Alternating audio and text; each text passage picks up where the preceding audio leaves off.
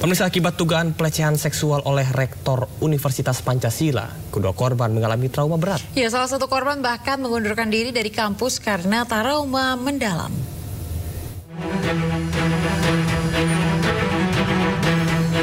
Kasus dugaan pelecehan seksual oleh Rektor Universitas Pancasila berinisial ET dibenarkan kuasa hukum para korban. Menurut kuasa hukum korban, ada 2 staf humas dan Ventura yang menjadi korban yang terjadi dari bulan Januari dan Februari. Kedua korban diketahui berinisial RZ dan DF. RZ diketahui telah dimutasi ke program S2, sementara DF memilih mengundurkan diri karena trauma mendalam.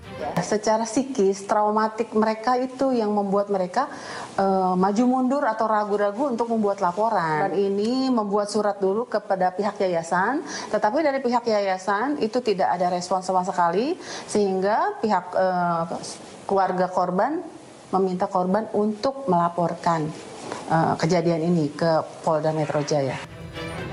Selain itu, sejumlah mahasiswa Universitas Pancasila hari ini menggelar aksi setelah rektornya dilaporkan ke Polda Metro Jaya terkait dugaan pelecehan pegawainya. Dengan pemasangan spanduk, mahasiswa tersebut menggelar aksi di halaman kampusnya sebagai bentuk penolakan pelecehan yang terjadi di dunia pendidikan. Dalam aksinya, mahasiswa menuntut agar rektor mundur dari jabatannya hingga proses hukum selesai. Dari Jakarta, Dan Helmi Sanjangbati, iNews melaporkan. Terima kasih Anda masih di Sindo Morning Show. Pemirsa, massa menggeruduk kantor Kecamatan Palengaan, Kabupaten Pamekasan, Jawa Timur. Ya, massa menuntut penghitungan ulang di 5 desa karena diduga terjadi penggelembungan suara. Puluhan massa mengepung kantor Kecamatan Palengaan, Kabupaten Pamekasan, Jawa Timur pada Senin siang. Massa ingin menemui panitia pemilihan kecamatan guna meminta hitung ulang. Hal ini disebabkan ada dugaan penggelembungan suara di 5 desa di kecamatan itu. Ternyata banyak penggelembungan suara yang ada di desa, ada 5 desa. Sebenarnya kan Palengan Lao, Panaan, terus Angsana, Karangan Dudung, Banyu Pele. Hingga Senin petang, massa masih bertahan di kantor Kecamatan Palengaan untuk memastikan penghitungan ulang itu terlaksana. Dari Pamekasan, Jawa Timur, Dedi Prianto, iNews melaporkan. Tentang pemilu ya, yang juga berdampak terhadap sejumlah kebutuhan bahan pokok nih. Kita tadi sudah menyimak bagaimana kenaikan harga beras. Betul. Dan kita juga akan memantau bagaimana situasi dan kondisi di Pasar Senen, Jakarta Pusat. Sudah ada di menjelang bulan puasa, ini harga sejumlah kebutuhan pokok mengalami kenaikan. Dan sudah ada rekan Giselia Nurrohma di Pasar Senen, Jakarta Pusat. Ya, selamat pagi Gisel. Seperti apa bahan pokok yang ada di sana? Apa saja yang mengalami kelonjakan harga? Baik, selamat pagi Camar, Ayah, dan juga pemirsa. 2 minggu menjelang hari Ramadan, sejumlah bahan pangan mengalami kenaikan harga. Salah satunya yakni di Pasar Senen, tempat kami melaporkan saat ini, yang mana ada pun beberapa bahan pokok yang mengalami kenaikan harga, yakni seperti telur, kemudian ada bawang putih, bawang merah, kemudian juga ada cabai keriting dan cabai besar. Diketahui harga cabai keriting saat ini menembus angka Rp80.000 per kilogram, yang mana sebelumnya berada hanya di kisaran angka 50 ribuan per kilogram. Sementara untuk harga cabai besar ini juga cukup melambung jauh dari harga Rp80.000 per kilogram, kini menjadi lebih dari Rp100.000 per kilogram. Sama halnya dengan bawang putih dan juga bawang merah, ini yang mengalami kenaikan harga dari Rp40.000 per kilogram menjadi Rp45.000 per kilogram. Ayah dan juga Camar, tadi kami juga sempat berbincang dengan salah satu pedagang di sini yang mengatakan bahwa kenaikan harga ini dipengaruhi oleh jumlah stok ataupun pasokan yang semakin menipis, sementara permintaan dari konsumen yang cukup tinggi begitu. Sementara untuk harga pangan lainnya seperti telur yang ada di belakang saya ini juga mengalami kenaikan harga bahkan hampir setiap hari, yakni dari Rp27.000 per kilogram menjadi Rp30.000 per kilogram. Diketahui menjulangnya harga telur ayam ini disebabkan oleh harga dari pakan ayam yang juga menjulang tinggi begitu, sehingga mau tidak mau para penjual ini terpaksa menjual harga telur ayam dengan harga yang cukup tinggi untuk mendapatkan keuntungan begitu. Dan pemirsa, tingginya harga beberapa bahan pangan ini tentunya membuat sejumlah pembeli mengeluh dan merasa untuk mengurangi jumlah pembelian seperti itu. Namun pemirsa, tidak hanya menjelang bulan Ramadan, tapi kenaikan harga ini juga sering terjadi apalagi menjelang bulan-bulan tertentu seperti Imlek, Hari Natal dan juga Idul Fitri. Demikian, kembali ke Anda, Camar Aya. Ya, baik, ada sejumlah kebutuhan pokok yang mengalami kenaikan, salah satunya adalah telur dan juga bawang ya. Terima kasih Giselia Nurrohma melaporkan langsung dari Pasar Senen Jakarta. Selamat bertugas kembali. Kita beralih ke informasi lainnya, pemirsa. Menteri ATR BPN Agus Harimurti Yudhoyono dan Kepala Staf Kepresidenan Muldoko bertemu untuk pertama kalinya setelah sempat berseberangan di kisruh Partai Demokrat. Ya, AHY dan Muldoko ini pemirsa mengaku fokus pada kerja di kabinet dan melupakan peristiwa yang telah lewat.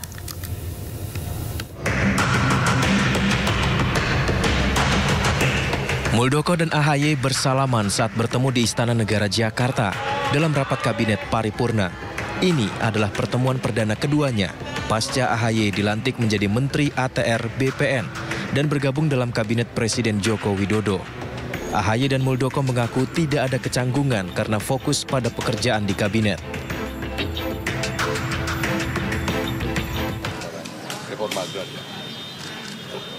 Kalau hubungan ya biasa aja.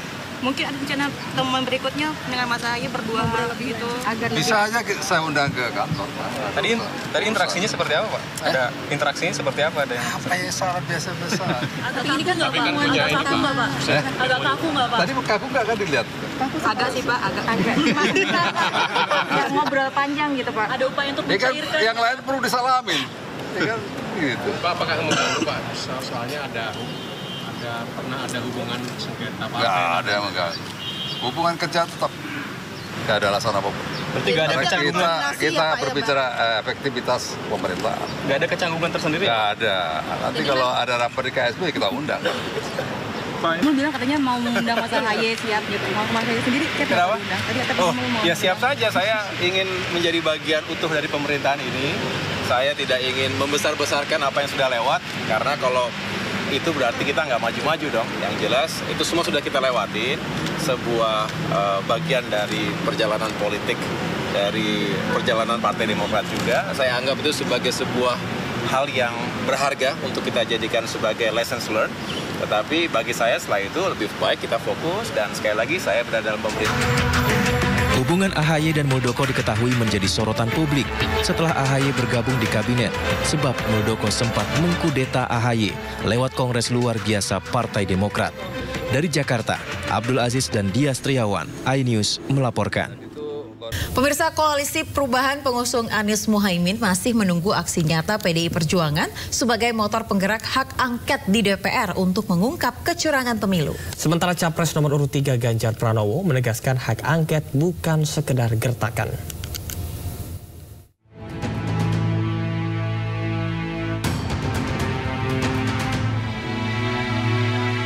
Penggunaan hak angket di DPR untuk mengungkap dugaan kecurangan pemilu 2024 terus mengemuka. Rencana ini mulanya didorong oleh calon presiden nomor urut 3 Ganjar Pranowo yang merupakan kader PDI Perjuangan. Ganjar dan parpol koalisinya kemudian menjajaki komunikasi dengan kubu Capres nomor urut 1, Anies Baswedan, Muhaimin Iskandar. Bak Gayung bersambut dalam kekecewaan yang sama di tengah hasil quick count. Kubu Anies Muhaimin pun menghendaki hal yang serupa. 3 parpol pengusung Anies Muhaimin yakni Partai Nasdem, PKB, dan PKS juga berencana menggulirkan hak angket di DPR.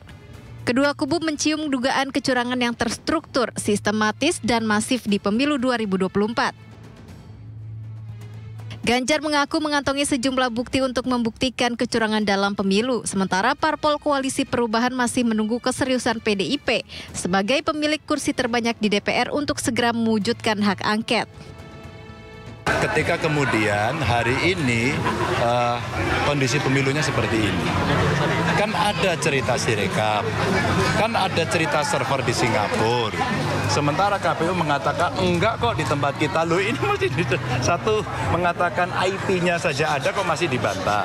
Terus kemudian yang kedua, bagaimana cerita yang ada di lapangan, bagaimana aparatur dan sebagainya. Kan yang paling bagus untuk bisa mengklarifikasi semuanya ini, ya sudah penggunaan hak pengawasan, hak konstitusi dari DPR untuk kemudian membuat penyelidikan itu paling bagus, paling fair.